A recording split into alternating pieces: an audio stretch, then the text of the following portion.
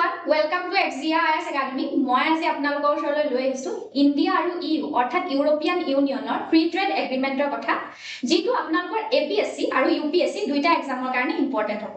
এতিয়া আমি প্ৰথমতে জানিব লাগিব ইউৰোপিয়ান ইউনিয়ন মানে কি আৰু ফ্ৰী ট্ৰেড এগ্ৰিমেণ্ট মানে কি। ইউৰোপিয়ান ইউনিয়ন হৈছে ইউৰোপতে থকা 27খন দেশৰ এটা পলিটিকেল আৰু ইকনমিক অৰ্গেনাইজেশ্যন আৰু ফ্ৰী ট্ৰেড এগ্ৰিমেণ্ট মানে হৈছে দুখন বা তাতকৈ বেছি দেশৰ মাজত যদি ট্ৰেড ৰিলেটেড কিবা বেৰিয়াৰ থাকে বা বাধা থাকে সেই বাধাখিনি আঁতৰাবলৈ কৰা এটা এগ্ৰিমেণ্ট। এটা ৰিসেন্টলি যেটো 60th ইন্ডিয়া ইউ সামিট হৈছিল তাত আমাৰ honourable prime minister Narendra Modi ডাঙৰীয়াই ইউৰোপিয়ান ইউনিয়নৰ লগত এখন ফ্ৰী ট্ৰেড এগ্ৰিমেণ্ট ফাইনেলাইজ কৰে আৰু এই ফ্ৰী ট্ৰেড এগ্ৰিমেণ্টখন সুদীৰ্ঘ 20 বছৰৰ মূৰত ফাইনেলাইজ কৰা হৈছে। যেতিয়া এই এগ্ৰিমেণ্টখন ফাইনেলাইজ কৰা হৈছে তাৰ ফলত কি হ'ব এতিয়া আমাৰ যিমানখিনি ওয়াৰ্ল্ডত ভলেটাইল পাৱাৰ আছে তাৰ ওপৰত আমাৰ ইণ্ডিয়াৰ ডিপেন্ডেন্সি কমি যাব। তে ভলেটাইল পাৱাৰ কোনবিলাক? ভলেটাইল পাৱাৰ মানে হৈছে এনেকুৱা কিছুমান দেশ য'ত যদি কেনেবাকে ইকনমিক বা পলিটিকেল ক্ৰাইসিস হয় তাৰ প্ৰভাৱ গোটেই ওয়াৰ্ল্ডতে পৰিব। ফৰ এক্সাম্পল চাইনা, আজি যদি চাইনাত কেনেবাকে পলিটিকেল কিবা ক্ৰাইসিস আহে বা ইকনমিক কিবা ক্ৰাইসিস আহে তেতিয়া কি হ'ব গোটেই আমাৰ ওয়াৰ্ল্ডৰ এক্সপৰ্টৰ ওপৰত প্ৰভাৱ পৰিব। সেই তেনেকুৱা চাইনাৰ নিচিনা ভলেটাইল পাৱাৰৰ ওপৰত এই এগ্ৰিমেণ্টখনে আমাৰ ডিপেন্ডেন্সি কমাব। তাৰ ফলত কি হ'ব আমাৰ ষ্টেবিলিটি ষ্ট্ৰেংথেন হ'ব।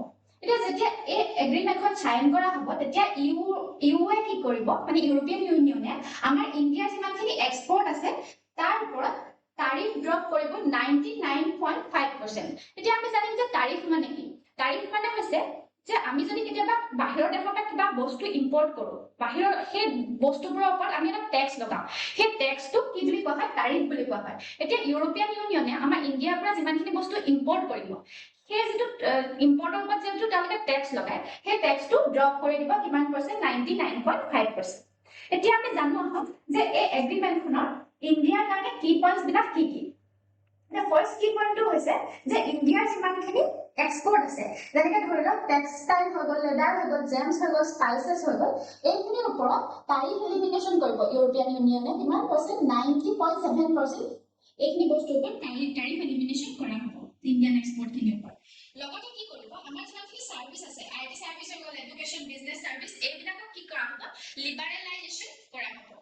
লগতে কি কৰা হ'ব এই এগ্ৰিমেণ্টখনে কি কৰিব যে যিমানখিনি আমাৰ সেনসিটিভ সেক্টৰ আছে এগ্ৰিকালচাৰ হৈ যাওক ডেইৰী হৈ যাওক সেই প্ৰডাক্টখিনিক প্ৰটেক্ট কৰিব সেই সেক্টৰখিনিক প্ৰটেক্ট কৰিব।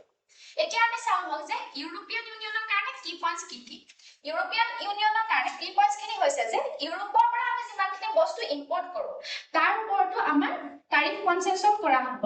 তাৰিফ কমাই দিয়া হ'ব ৰিডিউস কৰা হ'ব কিমান পাৰ্চেন্ট 97.5%। তাৰ ফলত কি হ'ব ইউৰোপৰ পৰা ইম্পৰ্ট হোৱা যিমানখিনি ওয়াইনছ আছে লাক্সাৰি কাৰ্ছ আছে সেইখিনি চিপাৰ হৈ পৰিব সস্তাত কিনিব পাৰিব। কেনেকৈ যদি তেওঁলোকৰ ওপৰত সেই যিটো আমি টেক্স ইম্প'জ কৰো তাৰ পৰা অহা ইম্পৰ্টখিনিৰ ওপৰত ইম্পৰ্টেড গুডছখিনিৰ ওপৰত সেইখিনি যেতিয়া কমি যাব লগে লগে কি হৈ যাব সেই বস্তুখিনি সস্তা হৈ যাব। গতিকে আমি কি কৰিম এতিয়া ইউৰোপৰ পৰা অহা যিমানখিনি ওয়াইন আছে লাক্সাৰি কাৰ আছে সেইবিলাক আমি সস্তাতে কিনিব পাৰিম।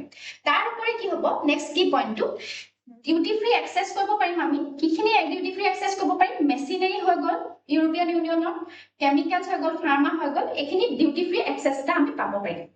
এতিয়া এই এগ্ৰিমেণ্টখনৰ এটা ক্ৰিটিকেল এছপেক্টটো আছে সেই ক্ৰিটিকেল এছপেক্টটো হৈছে কি কাৰ্বন বৰ্ডাৰ এডজাষ্টমেণ্ট মেকানিজমটো কম্প্ৰমাইজ হ'ব।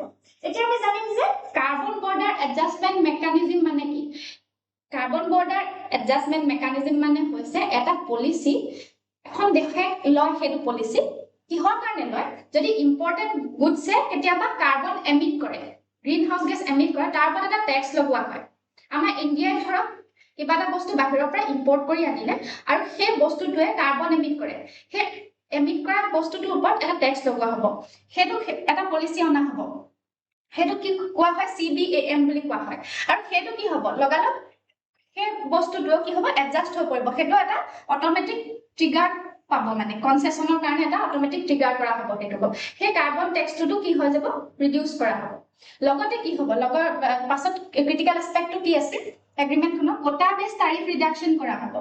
quota based tariff reduction মানে কি হ'ব যাতে বাহিৰৰ পৰা অহা বস্তুৱে ইউৰোপিয়ান ইউনিয়নৰ পৰা অহা বস্তুৱে যাতে আমাৰ যিমানখিনি ডমেষ্টিক ইণ্ডাষ্ট্ৰি আছে তাত যাতে তাৰ কোনো লোকচান নহয় তাত যাতে একো প্ৰভাৱ পেলাব নোৱাৰে সেই কাৰণে বস্তু চাই কটা চাই আমি টাৰিফ ৰিডাকচন কৰিম ঠিক আছে হেতু এই দুটা হৈছে এই এগ্ৰিমেন্টখনৰ ক্ৰিটিকেল এসপেক্ট এতিয়া আমি চাওঁ যে এই এগ্ৰিমেন্ট এই টপিকটো আমাৰ এক্সামৰ পইণ্ট অফ ভিউ ফালৰ পৰা কেনেকৈ ৰিলেটেড হ'ব জিএছ পেপাৰ 2 ফালৰ পৰা ৰিলেটেড হ'ব কাৰণ ইয়াত ইন্টাৰনেশ্যনেল ৰিলেচন আছে এগ্ৰিমেন্ট আছে সেই ফালৰ পৰা ৰিলেটেড হ'ব জিএছ পেপাৰ 3 ফালৰ পৰা ইম্পৰ্টেন্ট হ'ব কাৰণ ইকনমি আছে এমপ্লয়মেন্ট আছে এনভাইৰনমেন্ট আছে এইখিনিৰ ফালৰ পৰা এই দুখন পেপাৰৰ ফালৰ পৰা এই টপিকটো ইম্পৰ্টেন্ট হ'ব আজিলৈ ইমানেই এই টপিকটোৰ ওপৰত এনেকুৱা ইম্পৰ্টেন্ট ইনফৰ্মেটিভ ভিডিঅ'বিলাক পাই থাকিবলৈ আপোনালোকে চাই থাকক FGIS একাডেমি চেনেলটো থেংক ইউ